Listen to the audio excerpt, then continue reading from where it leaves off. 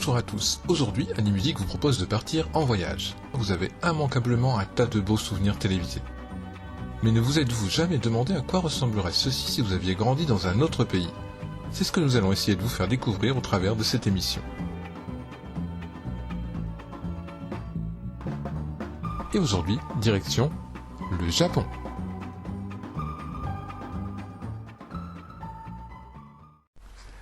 Dans notre précédente émission sur les programmes jeunesse à la télévision japonaise, nous avons vu l'émergence des premières séries d'animation qui ont fait suite au lancement d'Astro Boy en 1963, mais également l'arrivée des super-héros de chez Eidos dès les années 50. Succès aidant, les séries nippones se sont multipliées sur les chaînes et de nombreux studios d'animation ont vu le jour. Après ces deux premières décennies, je vous propose aujourd'hui de partir pour les années 70, où nous nous focaliserons sur les productions japonaises diffusées à la télévision en essayant d'être le plus exhaustif possible et tout en s'arrêtant sur les programmes les plus emblématiques. Plusieurs grands courants vont s'affronter tout au long de cette nouvelle décennie. Et à l'image de Tezuka dans les années 60, on peut retenir ici trois grandes figures qui vont dominer l'imagerie japonaise tant sur le papier au travers de leurs mangas que dans les petites lucarnes de par les nombreuses séries sur lesquelles ils mettront leurs pattes. Go Nagai, Shotaro, Ishinomori et Leiji Matsumoto. On pourrait aisément consacrer de longues vidéos à chacun d'entre eux, mais nous nous contenterons ici de les citer autant que possible tout au long de notre voyage. Évidemment, ces 10 années ne vont pas se limiter qu'à ces auteurs, mais vous verrez que leur place est prédominante et déterminante. Pour ce qui est du tour d'horizon du paysage audiovisuel, je vous invite à revoir le début de la précédente vidéo si vous souhaitez vous rafraîchir la mémoire. Sans plus attendre, je vous propose donc de commencer notre voyage, direction 1970.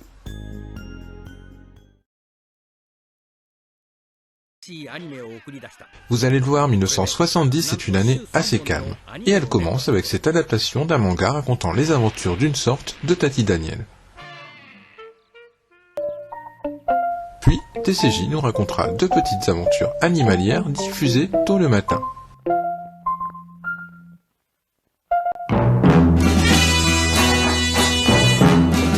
Mais la série de 1970 est sans aucun doute celle-ci. Adaptée d'un manga du prolifique Tetsuya Shiba et mise en image par le fameux studio Mushi-Pro de Tezuka, Ashita no Joe est une série mature qui raconte le parcours chaotique d'un jeune loupard qui va devenir un grand champion de boxe. Un classique du manga et un animé qui saura tenir en haleine jusqu'à 30% du public présent devant sa télévision le mercredi soir.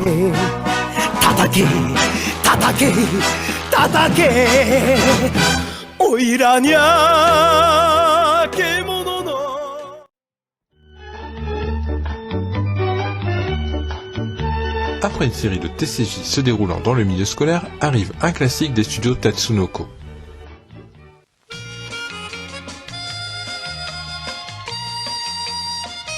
Une petite abeille que vous connaissez sûrement, Uchi, le petit orphelin.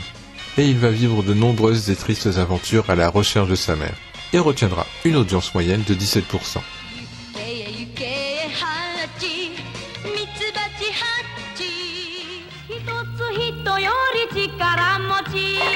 3 jours après les débuts de Chi, Tatsunoko toujours lance une populaire série mettant en scène Dai-chan qui veut devenir le meilleur au judo.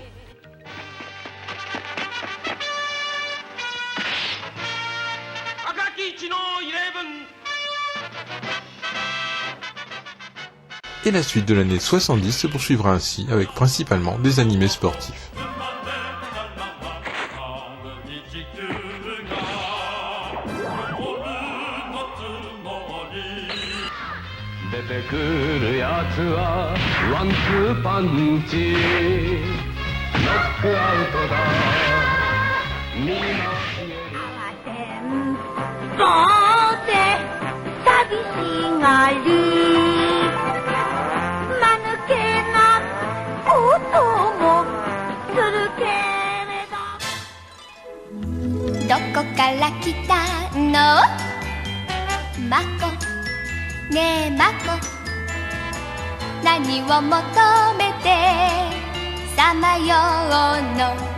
Toei poursuit ses séries basées sur des petites magiciennes, et la dernière en date, Mako, revisite le mythe de la petite sirène et viendra clôturer l'année.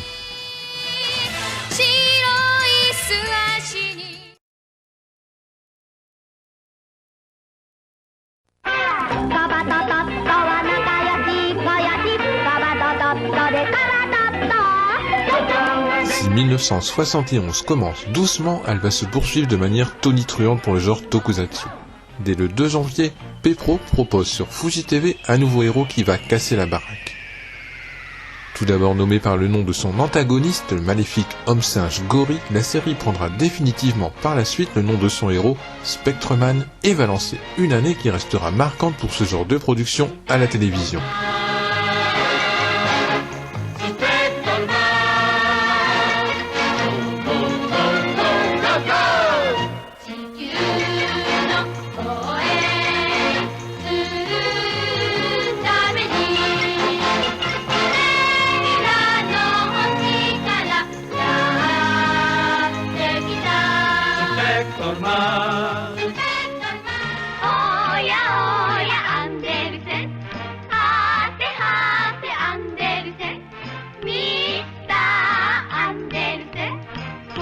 Après une mignonne série sur les contes d'Andersen, TBS proposera la dernière série en noir et blanc de la télévision japonaise, qui dormait jusque-là dans les cartons depuis la fin des années 60.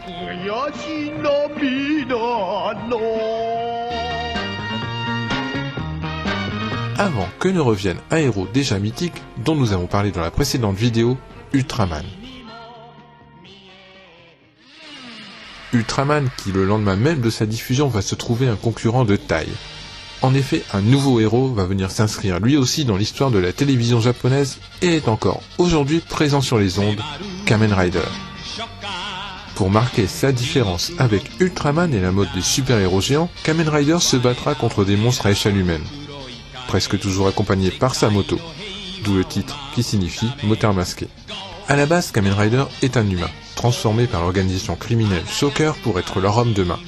Mais Takeshi Hongo parvient à s'échapper avant son lavage de cerveau et utilisera dès lors ses pouvoirs pour lutter contre ceux qui l'ont ainsi transformé.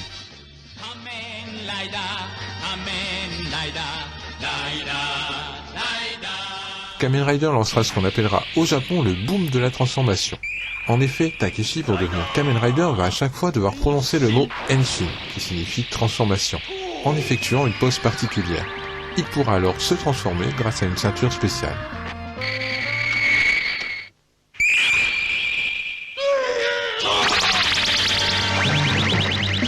Ces éléments deviendront la marque de fabrique du héros. Autant vous dire que vu le succès de la série, nombre d'autres séries à venir vont reprendre plus ou moins ce schéma. Initié pour Toei par le prolifique Shotaro Ishinomori à qui on doit déjà, à cette époque Cyborg 009 notamment, Kamen Rider s'étalera sur rien de moins que 98 épisodes avec des audiences qui iront jusqu'à plus de 35% sur la chaîne Net. À l'instar d'Ultraman, cette nouvelle poule aux œufs d'or ne pouvait terminer sa route au terme de cette série, et plusieurs autres seront diffusées tout au long des années 70, jusqu'à nos jours.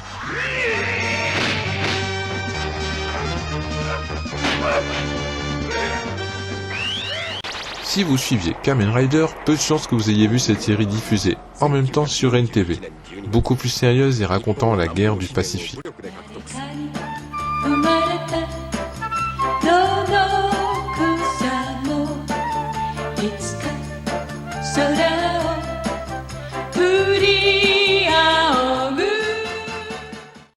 Yutaro revient pour une nouvelle série et c'est encore une fois un succès allant jusqu'à 26% d'audience.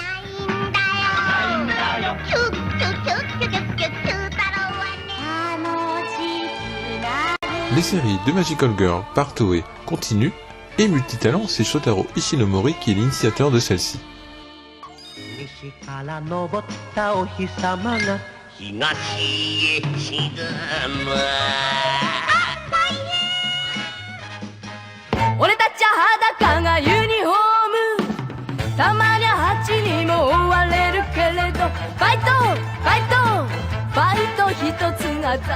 Tetsuya Shiba prend sa succession après la fin d'Ashitanojo sur Fuji TV et va permettre une fois de plus à Mushi de réaliser de belles audiences allant jusqu'à 26%.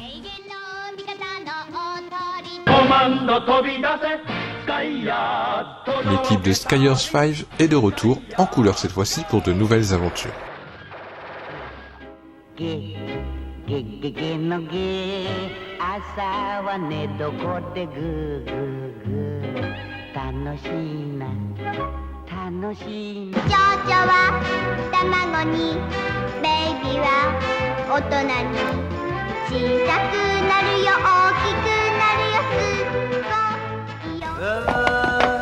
Ces années 70 vont voir émerger des héros emblématiques, des séries cultes encore aujourd'hui, et pourtant, paradoxalement, lors de leur diffusion, on peut clairement dire qu'elles ont fait un four. Difficile à croire vu la popularité du personnage encore aujourd'hui, mais Lupin le Troisième pour sa première apparition sur les petits écrans va établir un record historique, celui de l'audience la plus ridicule, 3%. Et ce n'est pas l'arrivée dans le stable de celui qui n'était pas encore la figure célèbre du studio Ghibli, Hayao Miyazaki, qui renversera la tendance. Mais alors, comment Lupin est-il parvenu à se tirer de ce mauvais pas? Grâce aux rediffusions. En effet, celles-ci ont nettement fait remonter la cote de la série, ouvrant la voie à la formidable carrière télévisuelle et cinématographique qui attendait le personnage issu de l'œuvre du mangaka Monkey Punch. Et nous allons le constater au cours des années qui arrivent, il ne sera pas le seul héros à être repêché.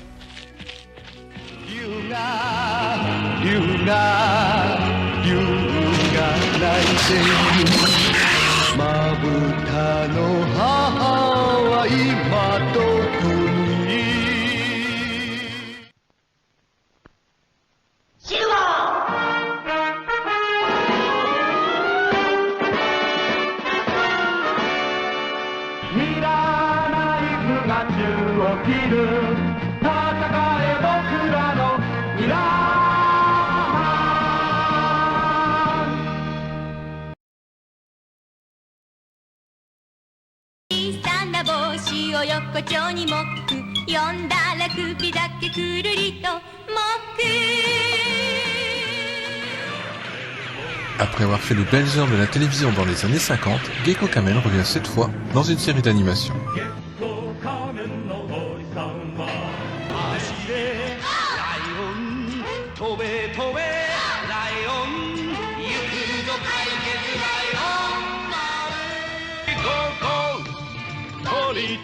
Adapté d'un manga de Tezuka, Triton va toutefois s'éloigner de son matériel original.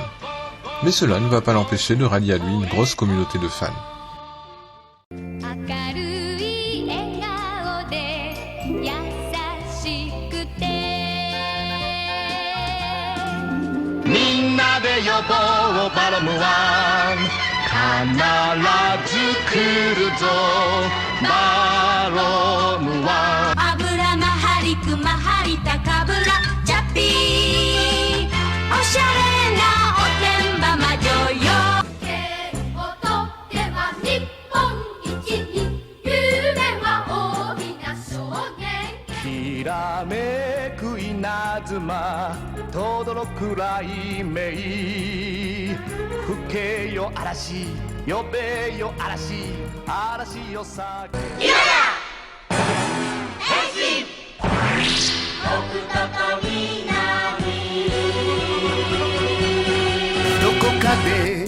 どこかで何かがあればガガガガガガンと大きな力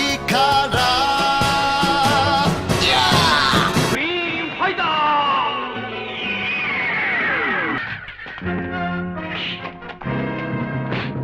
ファイター人道人間機械だチェンジ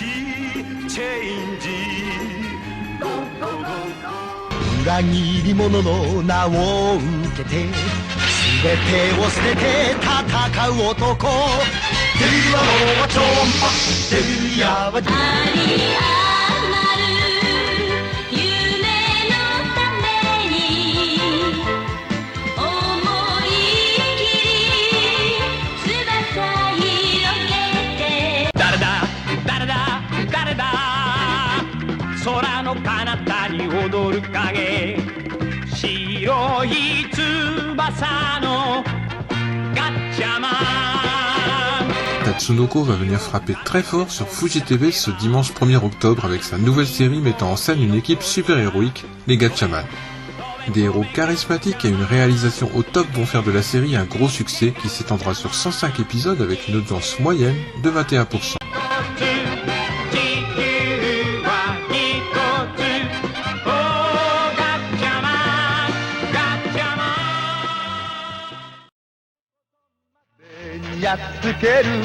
掴んだマスクは宇宙の勇者だ卵食べたら卵怪獣産んじゃう卵恵方何でも解決卵君の体に負けしの目玉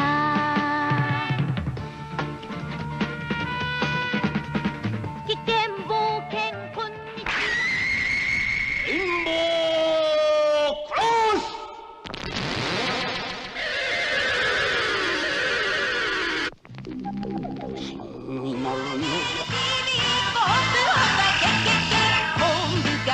怒るとカラスが騒ぐガガガぴょこんぺたんぴったんこぴょこんぺたんぴったんこ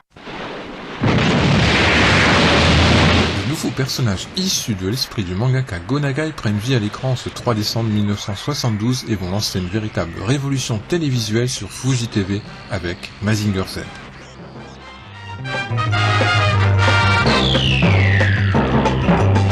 空にそびえる黒金の城 J'ai déjà vu des robots géants à la télévision mais jamais encore comme celui-ci.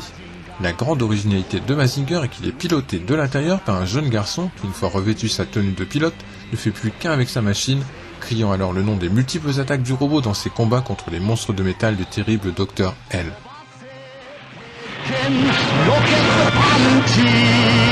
Mazinger, en plus de réaliser de très bons scores d'audience, jusqu'à 30%, va relancer l'industrie de l'animé à la télévision et révolutionner le sponsoring en associant une marque de jouets à la série.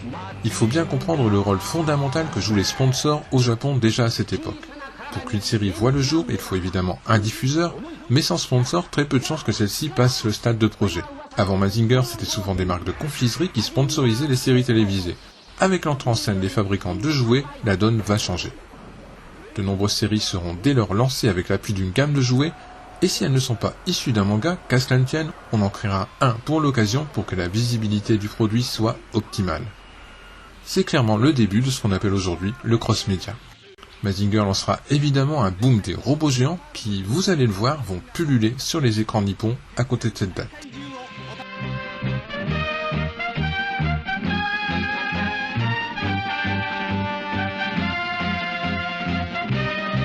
En plus des grandes séries du soir, le Tokusatsu donnera également rendez-vous aux enfants dans le programme matinal Bonjour les enfants, tout au long des années 70 avec des séries aux épisodes courts mettant en scène des héros s'appelant Redman, Gunman, Greenman ou Go Ichikawa.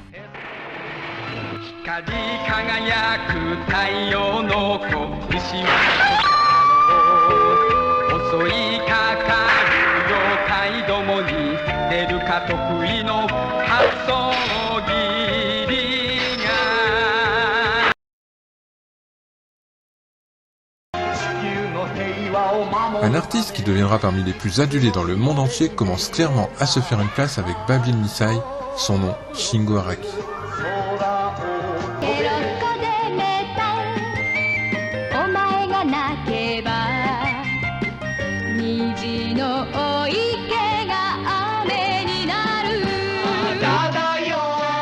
Avec cette mignonne série, Zuyo esquisse les prémices de ce que seront les dimanches soirs des années à venir.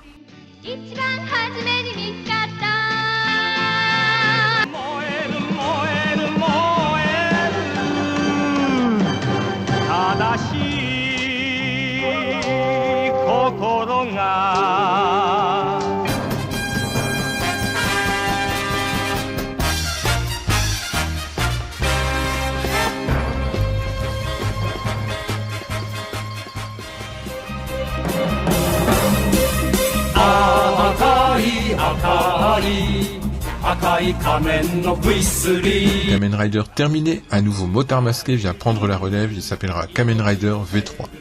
Pourquoi 3 ? Tout simplement parce que dans la série mère, l'acteur incarnant Hongo Takeshi, le héros, s'étant blessé gravement lors du tournage, il fut un temps remplacé par un nouveau Kamen Rider. V3 est donc le troisième Rider de l'histoire. Et cette nouvelle série marquera l'apogée pour le super-héros avec un record d'audience jamais plus atteint par la franchise à 38%.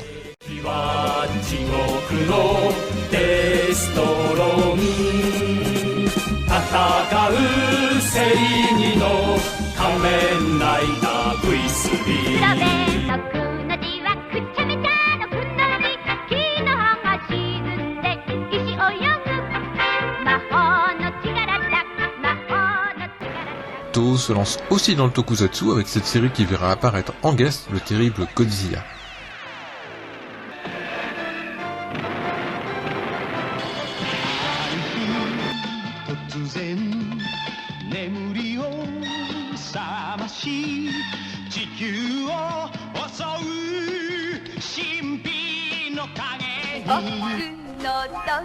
S'il est aujourd'hui l'un des personnages les plus connus de la culture populaire japonaise, Doraemon le chat robot ne tiendra à l'antenne en cette année 1973 que le temps de 26 épisodes, avec une petite audience moyenne de 6,6%. Mais il n'a pas dit son dernier mot.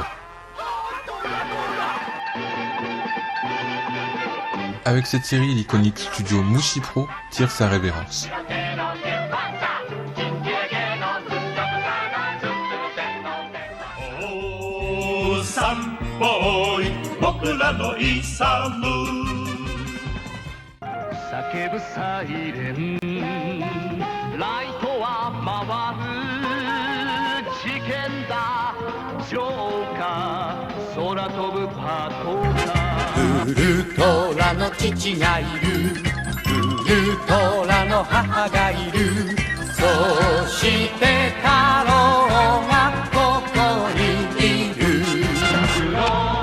Si Mushi n'est plus, les œuvres de Tezuka continuent néanmoins à être adaptées en animation, comme ici chez Toei Animation.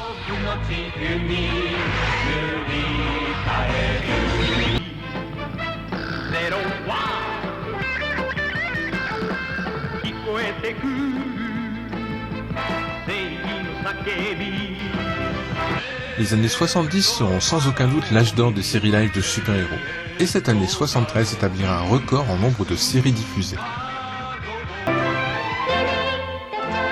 Après une pause, c'est le retour des Magical Girls sur net.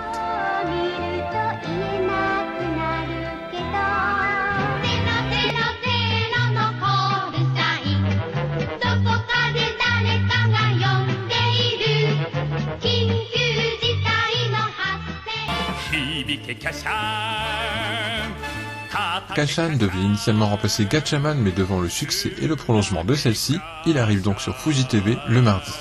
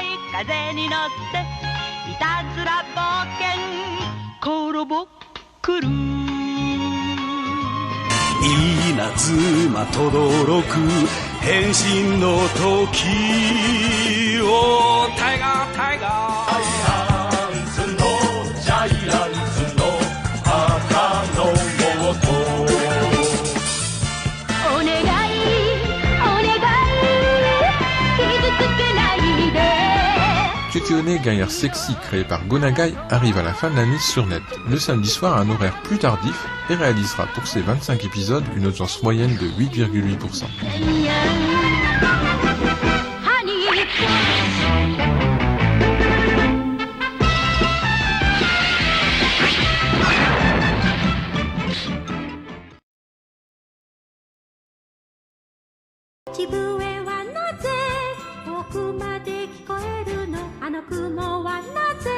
L'année 74 commence avec un classique parmi les classiques. Vous aurez sans nul doute déjà reconnu Heidi qui va devenir un grand succès, et pas qu'au Japon, mais un peu partout dans le monde au fil des années.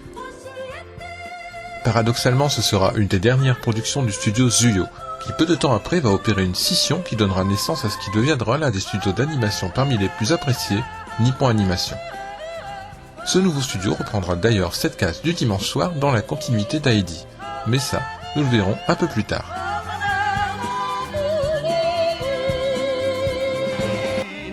Kamen Rider revient encore une fois, et si son audience moyenne à près de 17% reste très bonne, peu à peu le boom des séries de robots commence à écraser celui de la transformation.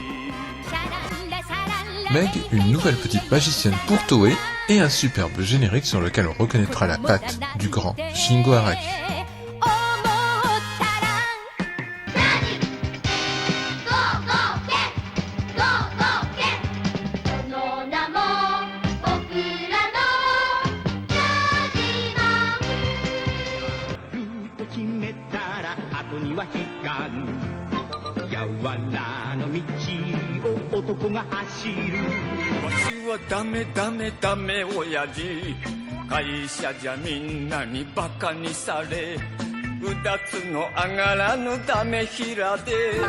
Voilà un petit viking que vous connaissez certainement.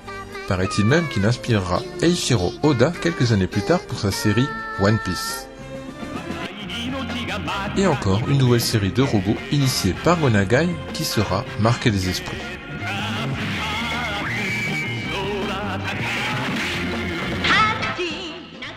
La petite abeille aux 1000 malheurs revient sur Net pour la suite de ses aventures.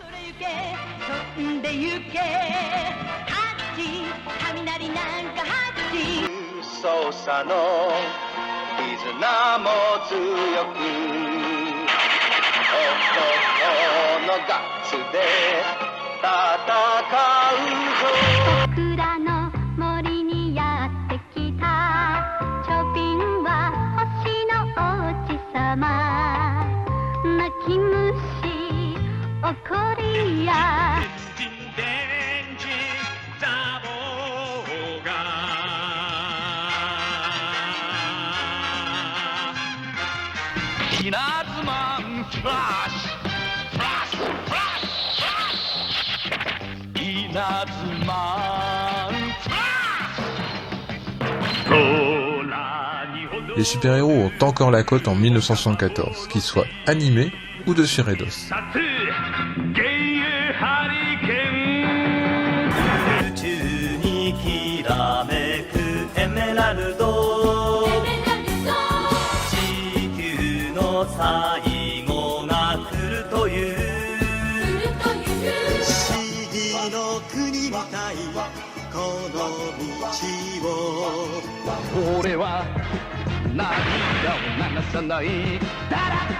Après 92 épisodes, Mazinger Z va céder sa place à sa suite, Great Mazinger.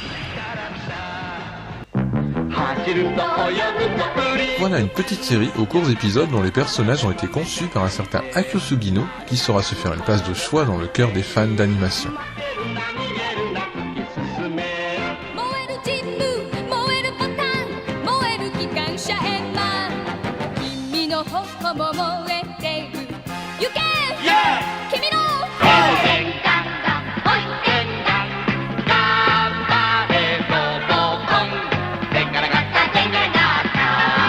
Toei se lance dans une nouvelle branche du genre Tokusatsu avec cette série pour les jeunes enfants, mettant en scène un gentil robot.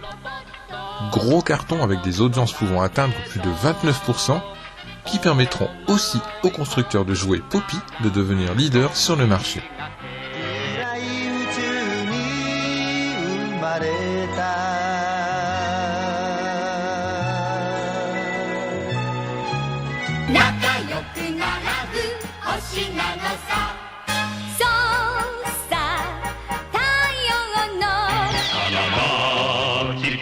Les années 70 auront vu l'émergence dans la douleur, je vous le disais tout à l'heure, de grands classiques. Ainsi, après Lupin, cette série de science-fiction sur laquelle a œuvré le prolifique Leiji Matsumoto aurait pu tomber elle aussi dans l'oubli. Diffusée en frontal d'Heidi, ses audiences seront plutôt faibles, et pourtant, comme Lupin, au fil des rediffusions, elle va acquérir une solide base de fans. Des fans plus âgés, un nouveau public pour l'animation à la télévision, qui, s'il ne permet pas de réaliser des audiences faramineuses, est suffisamment nombreux pour satisfaire les commerciaux. En fait, c'est tout simplement le début des grandes communautés de fans qui auront au fil des années de plus en plus d'influence et qui seront l'étincelle à l'émergence de magazines ou conventions dédiées à l'animation au Japon. Yamato connaîtra un très gros succès dans les salles de cinéma au travers de plusieurs longs métrages d'animation et plusieurs suites ou reboots jusqu'à récemment encore viendront renforcer son statut d'œuvre culte. Pour l'anecdote, Mac Baron donnera naissance en Espagne à un montage sous forme d'un film qui sera intitulé Mazinger le robot des étoiles pour surfer sur le succès de la série animée.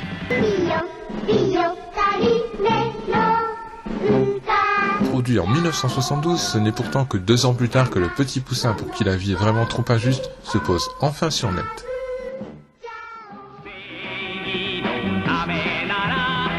La plus courte série Kamen Rider de la franchise, Amazon, vient succéder à X et clôturer cette année 1974.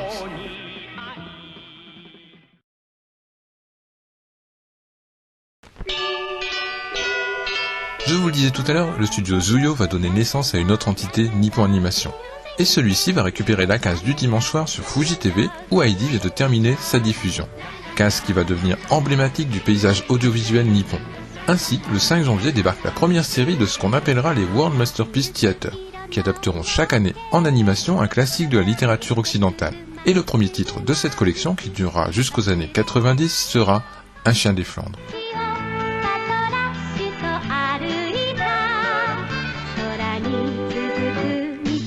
Une bien triste série à l'immense succès avec une audience moyenne de 30%, ce qui restera d'ailleurs historiquement la plus élevée parmi toutes les séries du genre. Avec cette série de courts épisodes de 5 minutes, Lockbat permet à Pepro de diversifier sa production.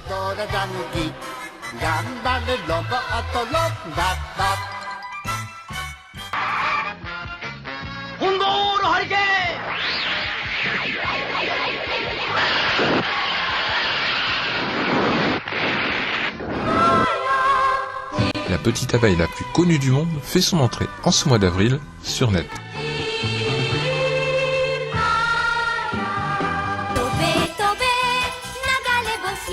Série historique mais très romancée, l'étoile de la scène a la particularité d'avoir un générique chanté par une Française.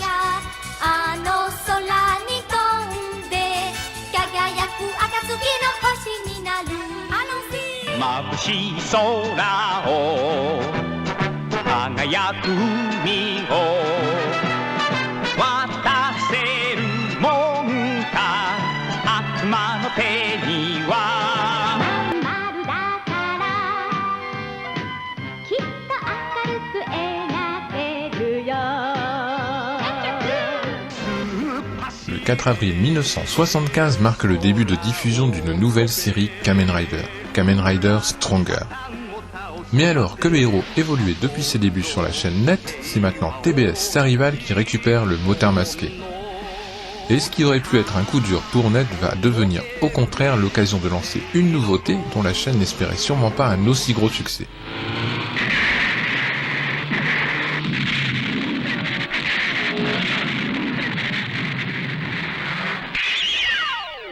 Faisant appel une nouvelle fois au talent de Shotaro Ishinomori et reprenant un concept qui aurait dû mettre en scène 5 Kamen Rider, entre autres inspirations, celui-ci va créer un nouveau sous-genre dans le tokusatsu, l'escadron de combat ou Sentai.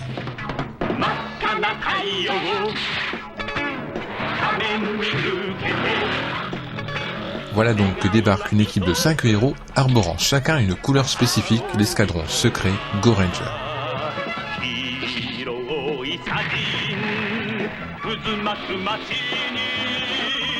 Un concept qui fera mouche et qui sera le début d'une des plus longues sagas de l'histoire de la télévision, encore diffusée de nos jours et qui compte plus de 40 séries différentes. Et pendant ce temps, TBS, qui pensait faire un carton avec Kamen Rider, voit ses audiences s'étioler et le héros entrer dans un sommeil de plusieurs années.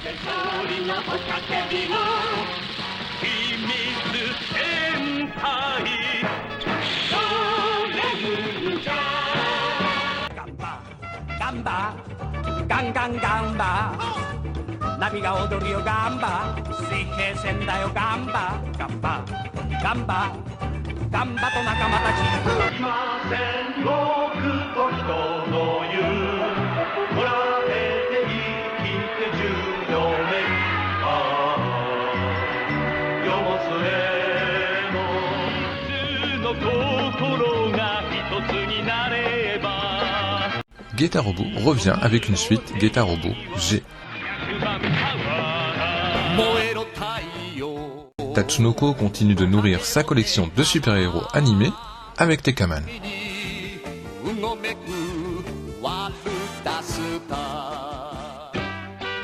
Presque tout le monde en France connaît le Dauphin Blanc, héros de cette première coproduction franco-japonaise, qui sera diffusée au Japon quotidiennement durant cet été 75. ドキドキワクワクするけれどおっかなびっくりするけれど旅に出かけりゃシンドバッドいつかはそいつも思い出さおひょひょヒューヒューおひょひょヒューヒュー風が匂うならどこからだふくよ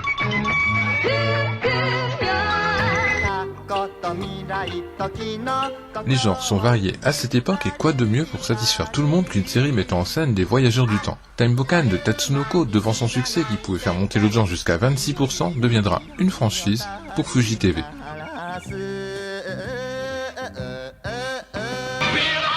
Ce dimanche, les fans de robots géants étaient à la fête avec le lancement de 2 séries le même jour, toutes 2 produites par Toho Animation mais sur des chaînes différentes. Tout d'abord Jig, le robot d'acier,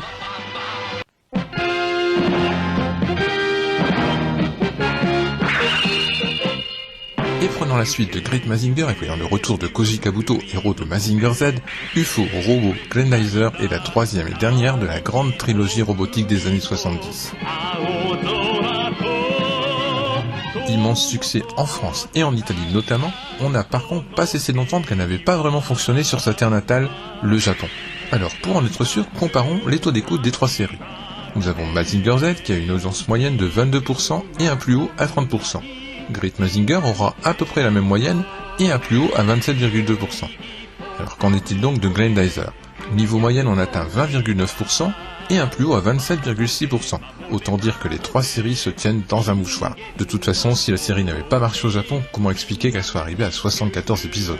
À la base pourtant c'est une série du nom de God Mazinger qui était envisagée pour succéder à Great Mazinger. Mais l'engouement de l'époque pour tout ce qui touchait aux secousses volantes a sûrement été déterminant dans le choix final.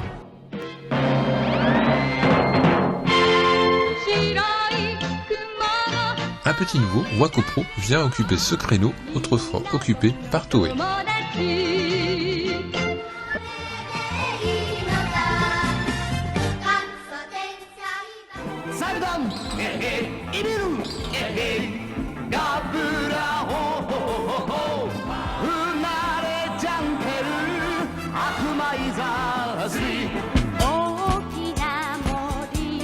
Vous connaissez peut-être par cœur la série live, mais peut-être pas cette adaptation animée de la célèbre Petite Maison dans la Prairie.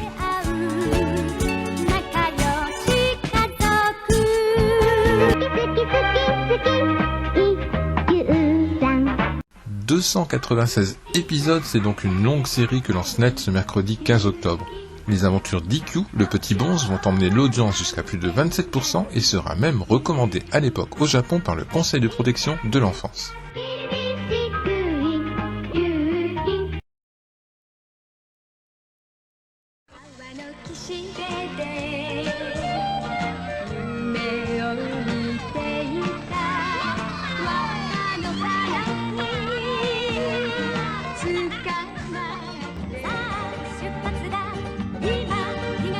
Dans cette deuxième série des World Masterpiece Theater, le petit Marco va vivre 1000 aventures très loin de chez lui pour retrouver sa mère.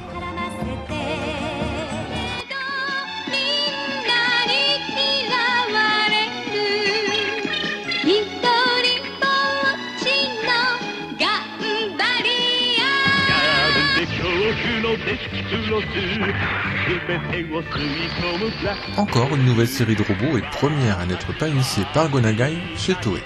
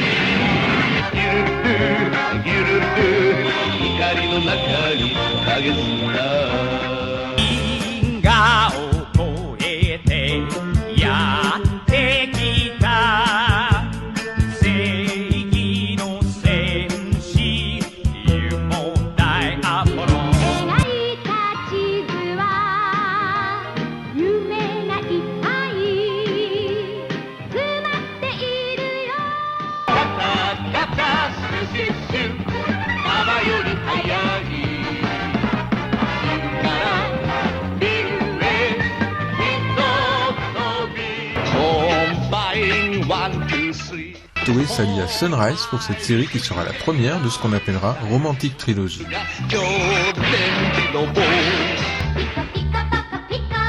Nippon Animation, après Tatsunoko, adapte elle aussi les aventures de Pinocchio.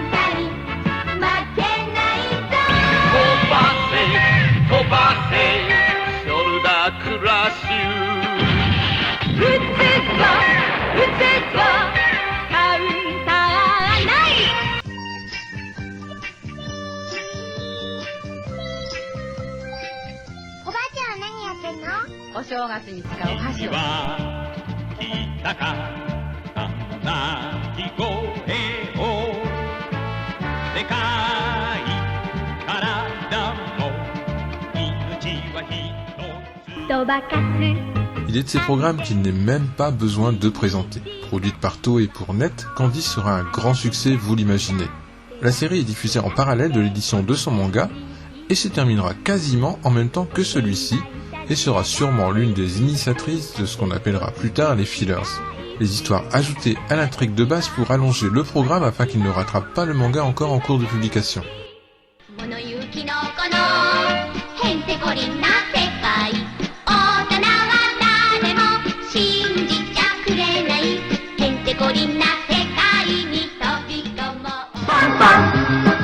Toei lance ce 3 octobre cette série qui copie très allègrement les Sentai de Toei.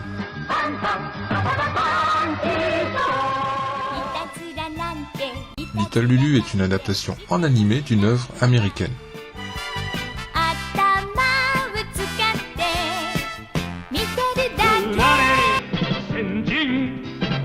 Go Nagai s'attaque aussi au tokusatsu avec Battle Hawk.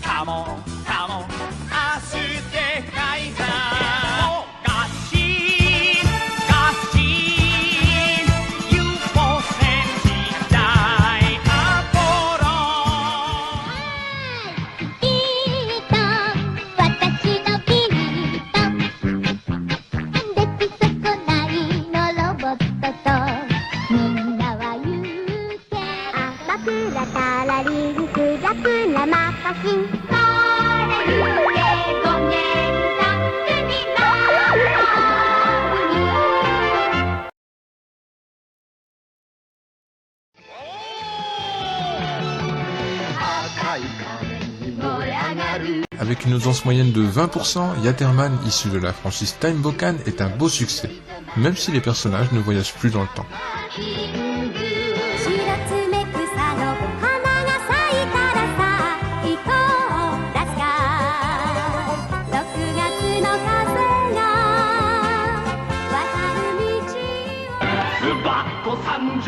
Zubat sera avec plus de 15% d'audience la série la plus suivie sur TV Tokyo en 1977. Initié par Tezuka, ce qui devait être une suite d'Astro Boy devient ici un remake adouci, sans ambition.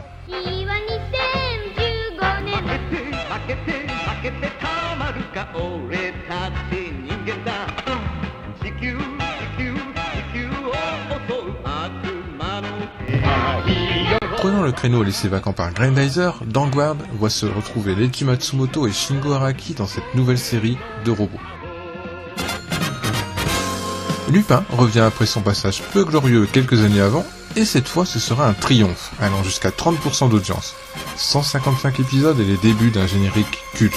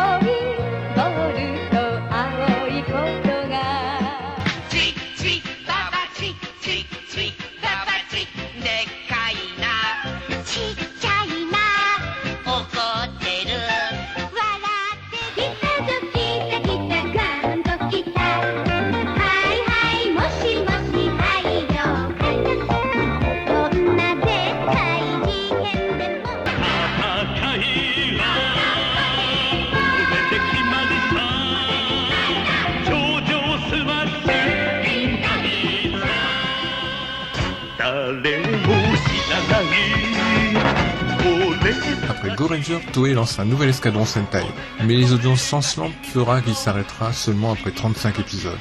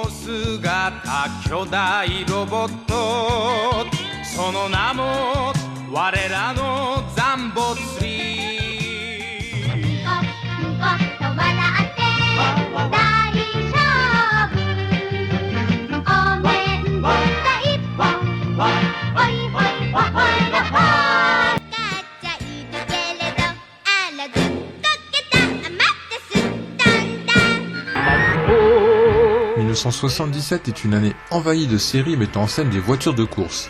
Mais si on ne devait en retenir qu'une, ce serait celle-ci.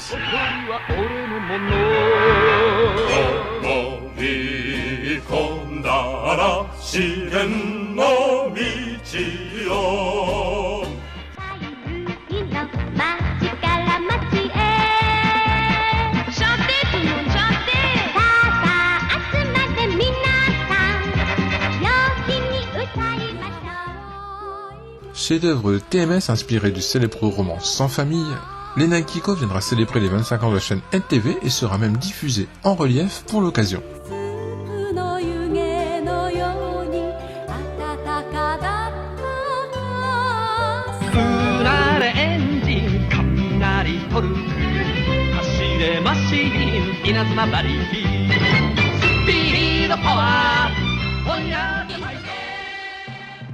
Série hybride, Heisenberg mélange animation et maquette.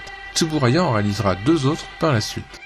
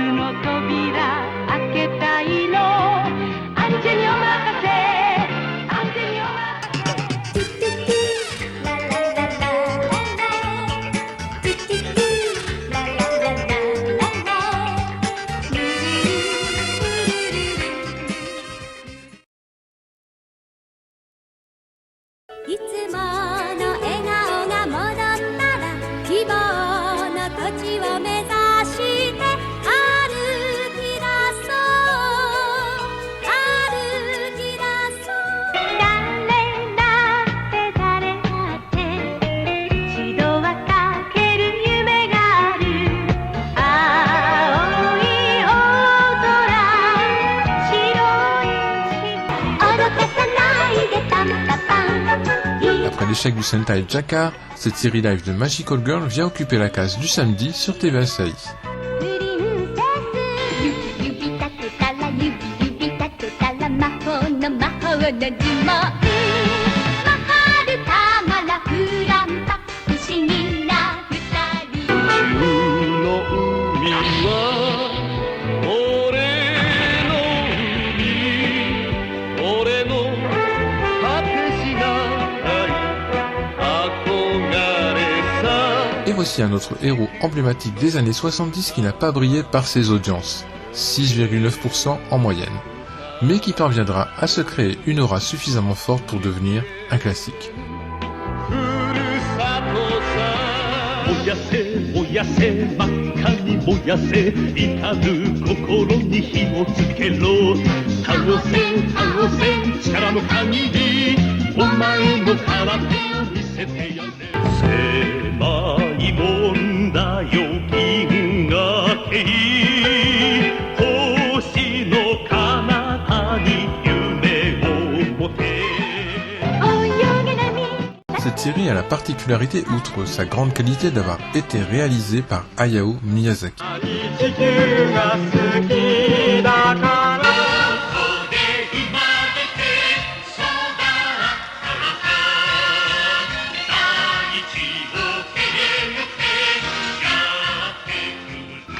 君にも聞こえているかあの歌声遠い潮騒のよう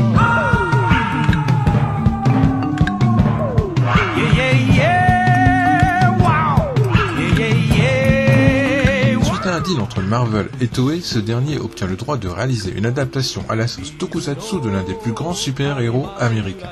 Beau succès, la série ouvrira la voie aux robots géants dans ce type de production pour les années à venir. 光る光の目涙はない涙はない明日に微笑みあるだけカムや大胆スリー大胆スリーハイカラさんが通る優しい心を振りまきながら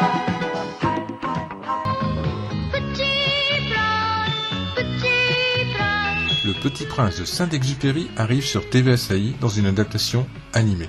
虹の向こうに何があるのか誰も知らない過去の世界観 Ce classique dans nos contrées n'a lui non plus pas rencontré le succès escompté sur sa terre natale. Avec une audience qui chuta à 6%, Toei perdit du même coup la case horaire qu'elle occupait depuis le premier Kamen Rider. 死者は闇を抜けて光の海へ Gros plébiscite pour cette adaptation d'un manga de Leiji Matsumoto, Galaxy Express fut même recommandé par l'agence des affaires culturelles. Les ninjas de la science reviennent pour une suite de leurs aventures. ガッチャマンが呼んでいる呼んでいるよ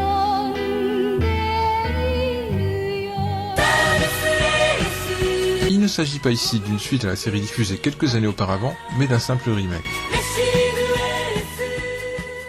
最高夢に見た島へと波を越えて風に乗る私たちはいつもこうして夜の空を見つめてきました Très belle série inspirée des romans de l'américain Edmond Hamilton dont un spécial de 50 minutes sera diffusé à l'occasion des fêtes de fin d'année. 行けた僕だった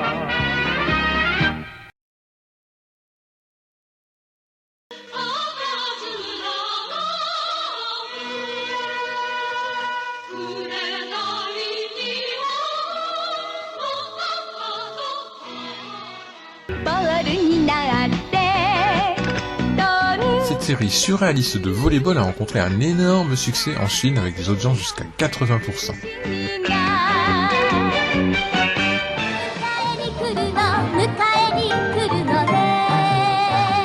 Pour cette nouvelle série, les World Masterpiece Theater, c'est l'autre pilier des futurs studios Ghibli, Isao Takahata, qui est chargé de la réalisation. Les Sentai sont de retour avec cette production qui était censée capitaliser sur les héros Marvel comme Spider-Man. Mais au final, elle aura sa propre identité et l'apparition du premier robot géant dans la franchise.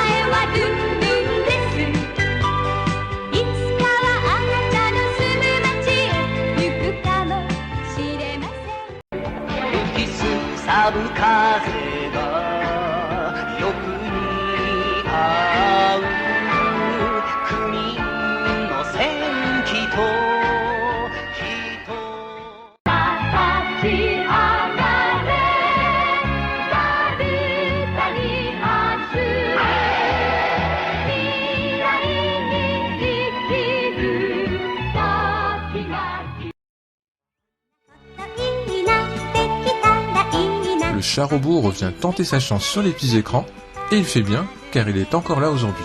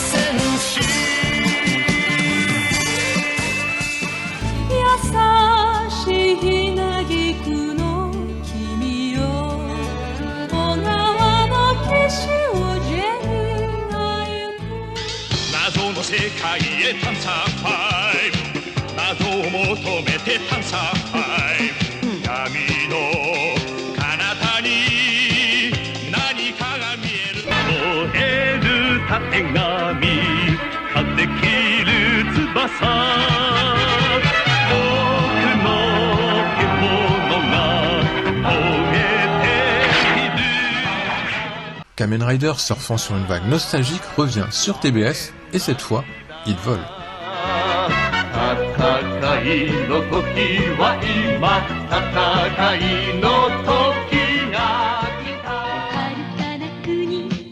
Misha est une petite série mignonne basée sur la mascotte des Jeux Olympiques de Russie.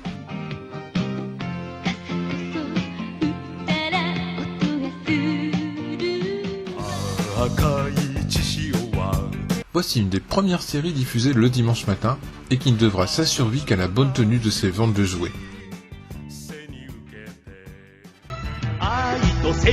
Gatchaman est encore de retour, mais cette fois, ce sera la dernière.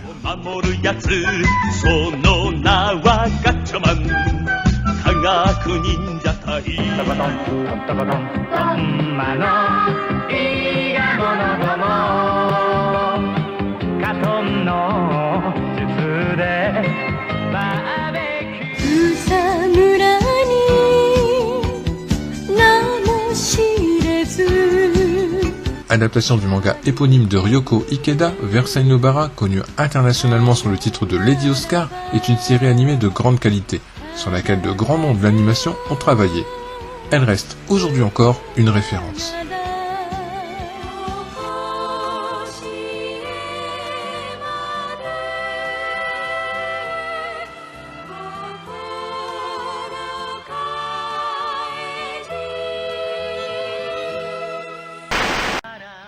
Outre la multitude de séries dont nous venons de faire l'inventaire, la télévision japonaise a également commencé à diffuser à la fin de la décennie des téléfilms d'animation, notamment dans le cadre de l'émission Family Nisei Special.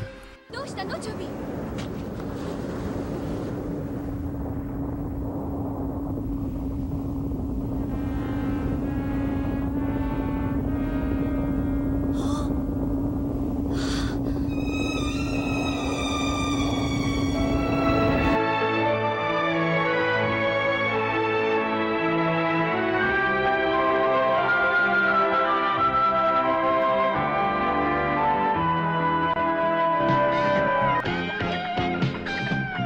？Toei Animation en réalisera plusieurs, mais d'autres studios seront sollicités plus tard, notamment au début des années 80.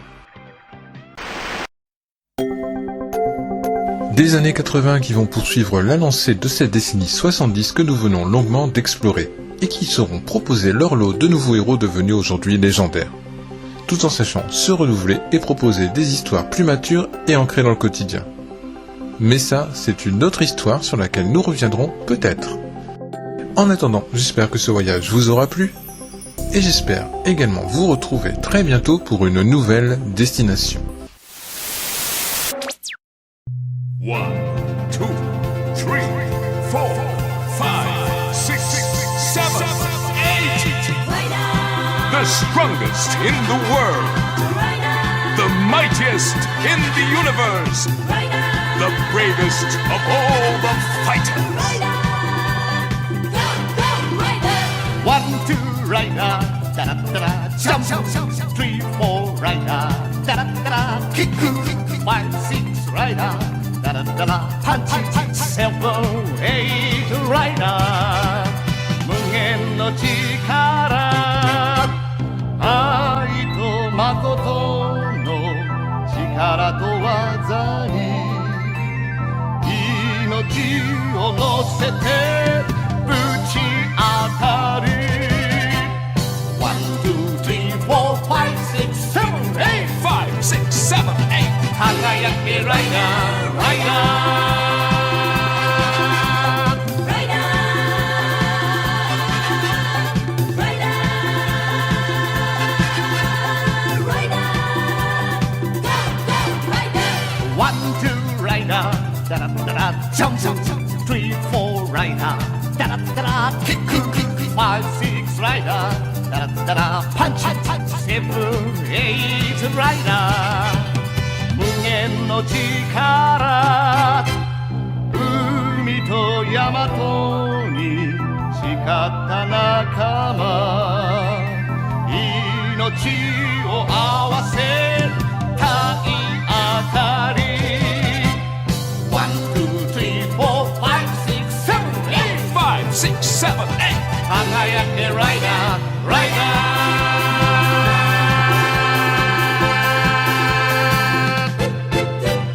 夢よ希望よ明日に届け願いを込めて体当たり 1, 2, 3, 4, 5, 6, 7, 8 5, 6, 7, 8. 輝け